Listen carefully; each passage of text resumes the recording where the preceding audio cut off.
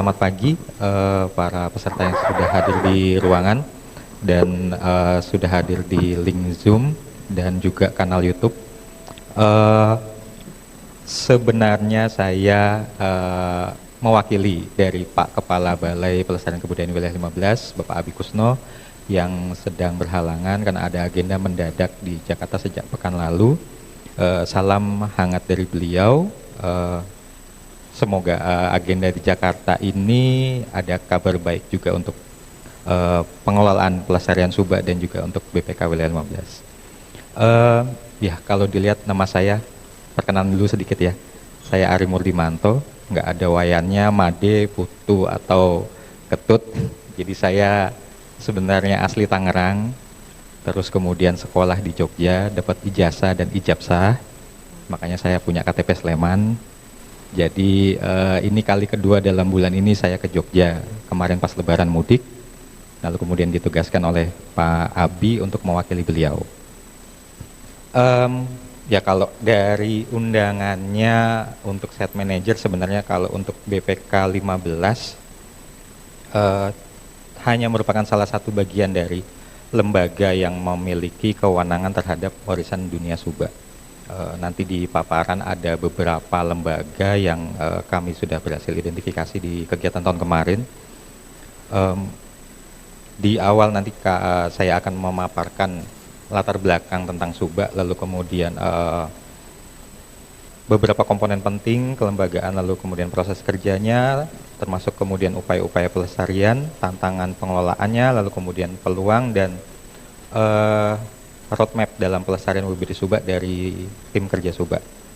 Tim kerja Subak ini baru saja dibentuk oleh Pak Abi Kusno di bulan Februari kemarin karena beliau memandang Subak sebagai warisan dunia perlu diberi perhatian dan penanganan khusus dalam kegiatan pelestariannya. Lanjut. Ya, ini kalau dalam dokumen nominasi, juga dokumen penetapan Outstanding Universal Value yang terkandung di Subak, dia memenuhi 3 kriteria OUV, kriteria 3, 5, dan 6. Kriteria 3 yaitu keunikan tradisi budaya atau peradaban yang masih berlaku, ada pura yang masih eksis sampai sekarang, lalu kemudian ritual-ritual juga, lalu kemudian di kriteria 5 adalah contoh luar biasa tentang permukiman tradisional manusia dan tata guna lahan, bagaimana masyarakat tradisional Bali sejak zaman dahulu, kalau dari literatur itu sejak abad ke-8 atau 9 Masehi sudah beradaptasi dengan kondisi topografis Pulau Bali yang berbukit dan bergunung. Lalu kemudian kriteria ke-6, peristiwa atau tradisi yang berlaku, bagaimana ide-ide Trihita Karana yang menggambarkan hubungan harmonis antara dunia spiritual, manusia dan alam diimplementasikan, diwujudkan di Subak. Perwujudannya antara lain ada 3 aspek: parahyangan, pawongan, dan pelemahan. Di aspek parahyangan, pura yang menandai sumber atau jalur yang dilalui air itu ada di contohnya di Pura Ulun Danu Batur, lalu kemudian di Pura Ulun Sui setiap Subak, lalu kemudian kalau di setiap lahan Subaknya, di setiap lahan sawahnya itu ada Pelinggih Ulun Cari, lalu kemudian ada ritual-ritual terkait Subak, lalu kemudian dari aspek pawongannya ada lembaga Subak itu sendiri. Kebetulan ini salah satu jero Pekaseh, Bapak Pekasehnya, pimpinan lembaga Subak hadir di sini, Bapak Wayan Mustra, Pekaseh Subak Jatiluwe. Lalu kemudian ada lembaga desa adat, lalu kemudian ada bagaimana air di Subak itu dibagi secara adil dan merata di antara para petani di dalamnya. Untuk aspek pelemahannya, wilayah yang melindungi sumber air dan juga sumber airnya itu sendiri, lalu kemudian ada lahan sawah dan saluran irigasi. Lanjut. Ini untuk menggambarkan bagaimana rangkaian upacara di Subak dari saat akan memulai penanaman sampai kemudian ke menempatkan hasil panen di lumbungnya masing-masing.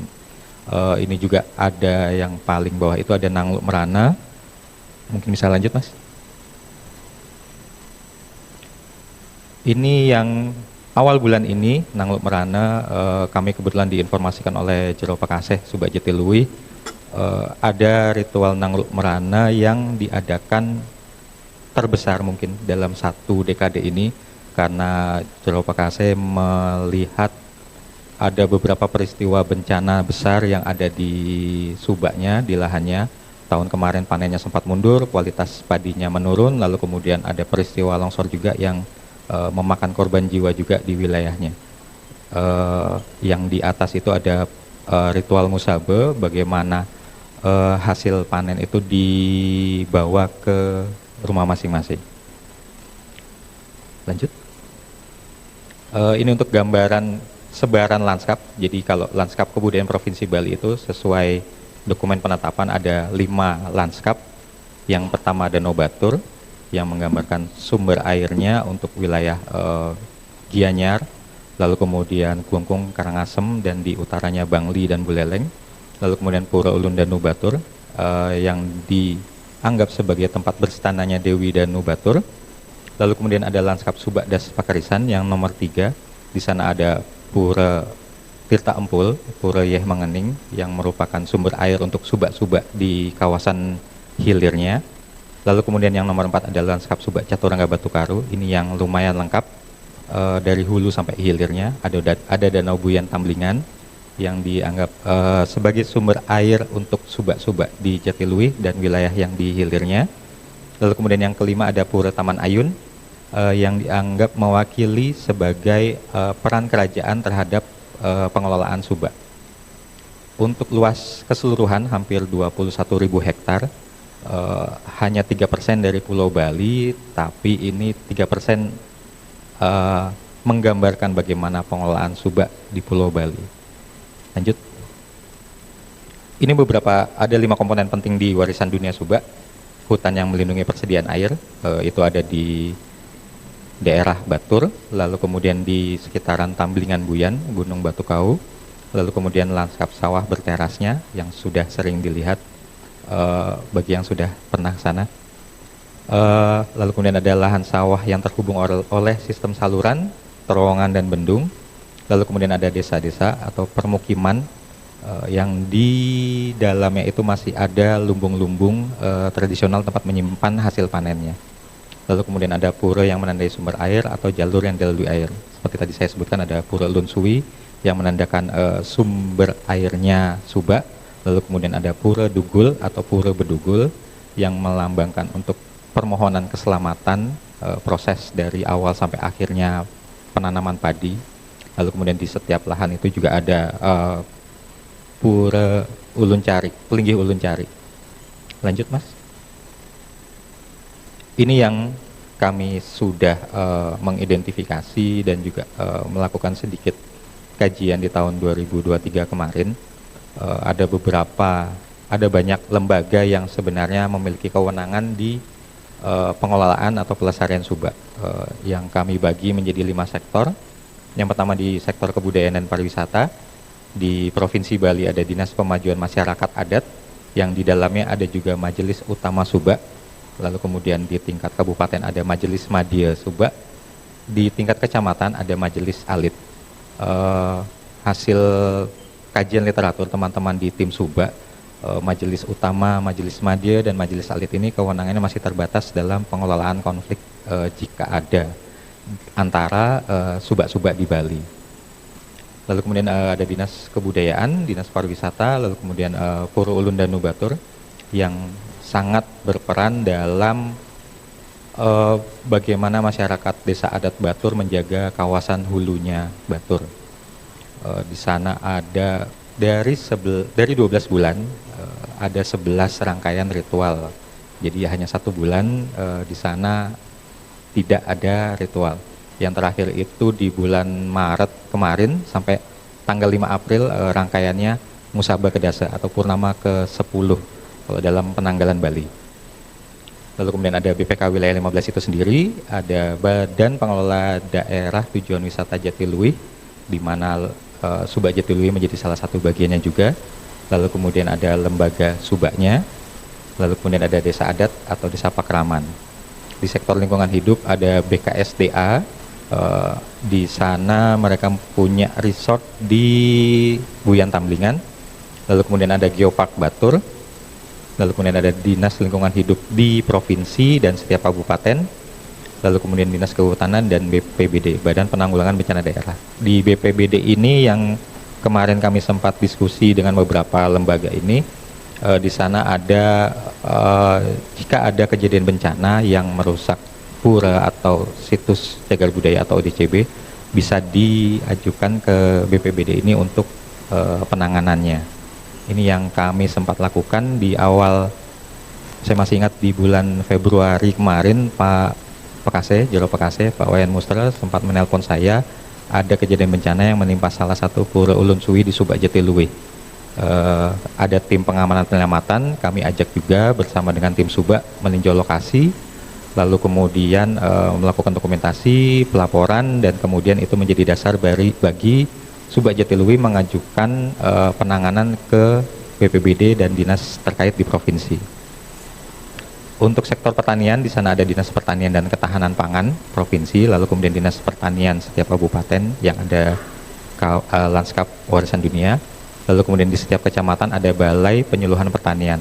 Ini yang di tahun kemarin kami sempat memperoleh data di Subak, Pulagan, Kulup Atas dan Kulup Bawah di lanskap Subak das Pakarisan.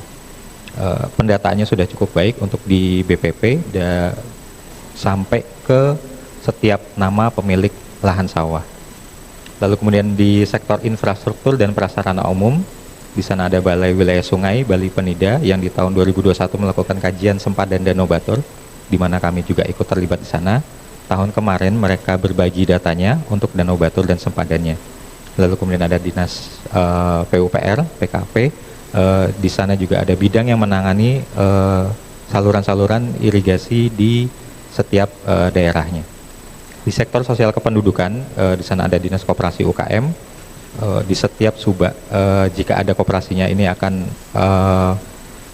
berkolaborasi juga dengan Dinas Koperasi ini. Lalu kemudian ada Dinas Sosial, Dinas Pemberdayaan Masyarakat dan Desa, lalu kemudian Desa Dinas dan Administratif. Ini agak unik sebenarnya di Bali, ada 2 desa dinas. Kalau di Sumatera Barat mungkin ada Nagari ya Pak. Kalau di Bali ada desa dinas atau desa administratif yang kita kenal secara nasional, itu lebih banyak mengurusi untuk masalah kependudukan dan catatan sipil. Lalu kemudian ada di atas itu ada desa adat atau pekeraman yang lebih banyak mengelola untuk urusan adat atau kebudayaan. Lanjut Mas.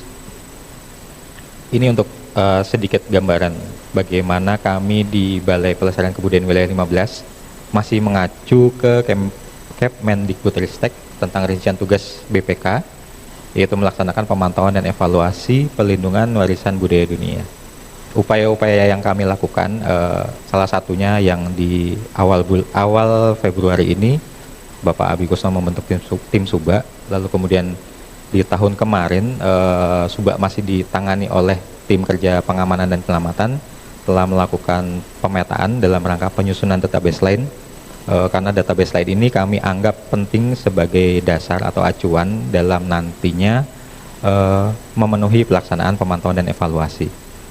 Lalu kemudian di tahun kemarin juga kami melakukan peningkatan kapasitas Kerama Subak dengan fokus di lanskap Subak das Pakarisan.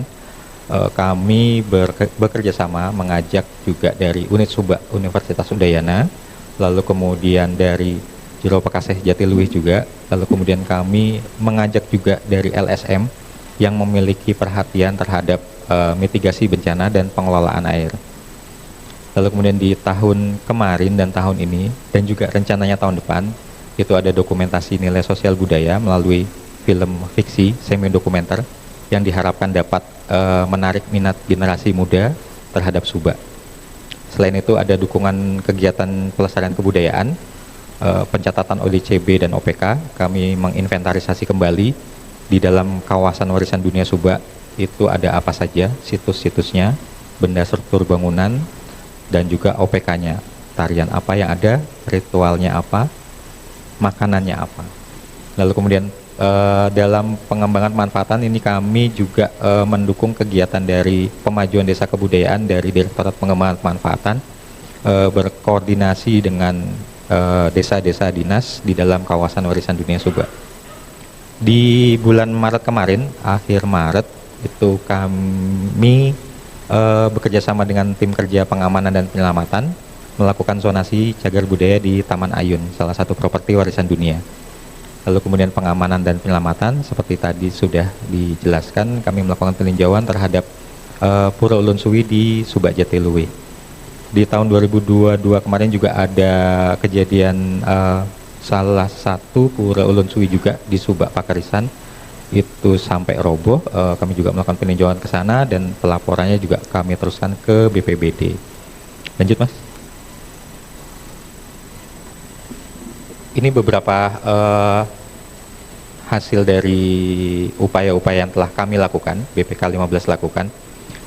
Untuk database lain dari 5 lanskap, kami baru di 2 lanskap yang sudah kami berhasil petakan sebagai data dasar. Untuk Danau Batur kami menggunakan datanya dari Balai Wilayah Sungai Bali Penida. Lalu kemudian untuk lanskap Subakdas Pakrisan di tahun kemarin kami hanya berhasil memetakan sekitar 53% dari keseluruhan luas. Lalu tahun ini kami rencananya akan memetakan 20 subak di lanskap Subak Caturangga Batu Karu dengan luas 6.500 yang akan dipetakan nanti meliputi 3 aspek terhita karananya, palemahan, parahyangan, pawongan. Palemahannya itu nanti lahan sawahnya berapa hektar, siapa pemiliknya, siapa pengelolanya. Lalu kemudian di aspek parahyangannya, pura apa saja yang terkait di sana, lalu kemudian ritualnya apa saja di tiap subak, apa yang masih dilaksanakan, apa yang sudah tidak dilaksanakan atau dilaksanakan tapi mungkin berbeda nama di tiap subak. Lalu kemudian di aspek pawongannya, bagaimana kelembagaan subaknya di tiap subak, apakah sudah ada koperasinya, apakah sudah ada misalkan yayasannya seperti yang akan dibentuk oleh Jero Pakase Jatiluwe. Lalu kemudian di tahun kemarin ini peningkatan kapasitas Krama Subak itu kami lakukan memang tidak di hotel atau di kantor, tapi langsung di Balai Subak, lokasi yang dianggap sebagai pusat aktivitas Krama Subak atau komunitas Subak. Kami mengundang dari 5 subak yang ada di Lanskap Subakdas Pakrisan, mengundang Profesor Suambe, Kepala Unit Subak Universitas Udayana, untuk memantik para Krama Subak bagaimana lembaga subak itu bisa diperkuat, bisa diberdayakan. Salah satu hasilnya dari peningkatan kapasitas ini muncul ide dari Krama Subak untuk membentuk koperasi gabungan dari kelima subak ini. Nah ini yang tahun ini idenya akan dilanjutkan oleh Prof. Suambe. Kami sudah berkoordinasi juga dengan Pak Abi apa yang bisa kita dukung untuk unit subak. Lalu kemudian salah satunya juga di tahun kemarin peningkatan kapasitas itu kami juga mengundang Yayasan IDEP Selaras Alam, suatu LSM yang concern, yang perhatian terhadap bagaimana mengembalikan pertanian organik ke subak dan juga bagaimana mengelola atau memitigasi bencana berbasis komunitas. Lalu di tahun kemarin dokumentasi sosial budaya bertema subak di tahun kemarin, jadi ini nanti akan berupa film pendek, rangkaian 3 film pendek. Di tahun kemarin menggambarkan konflik antar manusianya, lalu kemudian di tahun ini menggambarkan konflik lahannya dan bagaimana pemecahannya, dan di tahun kemarin bagaimana pencarian terhadap aspek parahyangannya. Jadi aspek-aspek terhita karana digambarkan melalui media yang modern supaya minat generasi muda tertarik lagi ke subak. Lanjut. Ini beberapa tantangannya dalam pengelolaan subak. Yang gambar atas itu ada konversi lahan pertanian. Kalau di tahun kemarin kami wawancara pekerjanya yang di sana, itu akan dibangun proyek percontohan pertanian organik, tapi kemudian sebelumnya itu berupa lahan sawah. Nah, ini yang menjadi perhatian kami juga. Di gambar bawah yang tengah itu ada kejadian bencana yang memakan korban jiwa 2 WNA. Ini kalau ceritanya dari Jero Pakase agak-agak mistis sebenarnya. Lalu kemudian di gambar bawahnya ini yang Pura Ulun Suwi di Subak Kuluk Bawah yang akibat arusnya, debit airnya berlebih pada saat musim hujan di tahun 2022 kemarin. Salah satu perhatian juga yang perlu ditangani yaitu bagaimana regenerasi petani minatnya generasi muda terhadap Subak, terhadap pertanian itu menurun karena dianggap kurang menjanjikan dibanding sektor pariwisata misalkan. Lalu kemudian pemberlakuan pajak yang dinilai memberatkan petani, beberapa petani juga mengajukan keluhannya terhadap hal itu. Dari Purulun dan Nubatur mengajukan bagaimana sih pemerintah bisa mengajukan pengurangan pajak.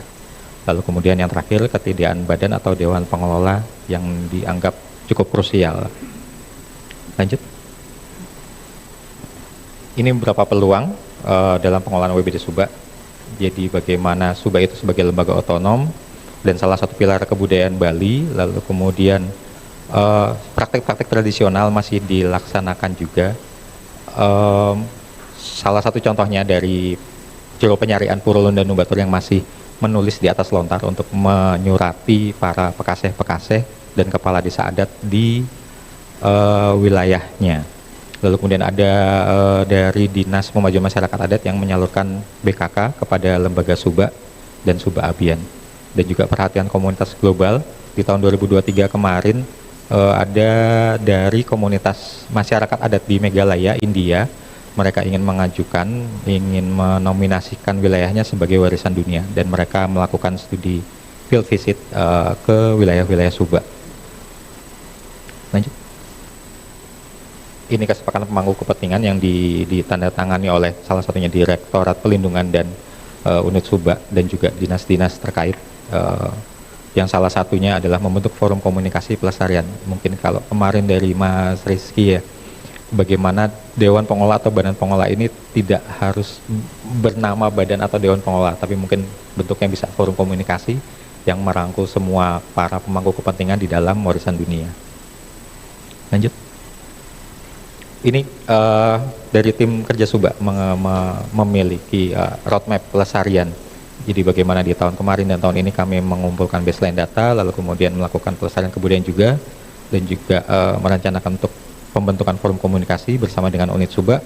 Di tahun depan kami merencanakan untuk menyusun dan mengembangkan sistem MONEF warisan dunia Subak yang kami berharap dapat belajar dari Sangiran secara khusus. Lalu kemudian beberapa kegiatan pelestarian kebudayaan juga, lalu kemudian peningkatan kapasitas di lembaga Subak dan beberapa lembaga yang menaungi Subak. Lalu kemudian di tahun 2027-2028 ini kami merencanakan pelestarian kebudayaan masih tetap berlanjut, lalu kemudian pendanaan berkelanjutannya, bagaimana dari APBD, APBN, lalu kemudian istilahnya kalau di Bali ada dana punia di tiap pura atau di tiap daerah itu. Lalu kemudian ada scale up, jadi bagaimana Subak ini bisa menjadi, Subak di dalam warisan dunia bisa menjadi contoh bagaimana Subak-Subak lain mengelola wilayahnya. Lanjut. Oke, seperti itu dari saya. Terima kasih atas perhatiannya dan terima kasih juga saya sampaikan kepada Ibu Dian dan teman-teman penyelenggara untuk sambutannya dan juga untuk semalam Jogja Heritage Track-nya. Cukup berkesan. Saya dengan Pak Jero Pekaseh Jatiluwih memiliki beberapa ide untuk mengembangkan Subak, terinspirasi dari semalam kunjungan ke Museum Sono Budoyo. Mungkin dapat dilanjutkan nanti ke depannya kolaborasi bersama dengan pengelola di ke-6 lanskap kebudayaan warisan dunia. Terima kasih. Wassalamualaikum warahmatullahi wabarakatuh. Om Santi.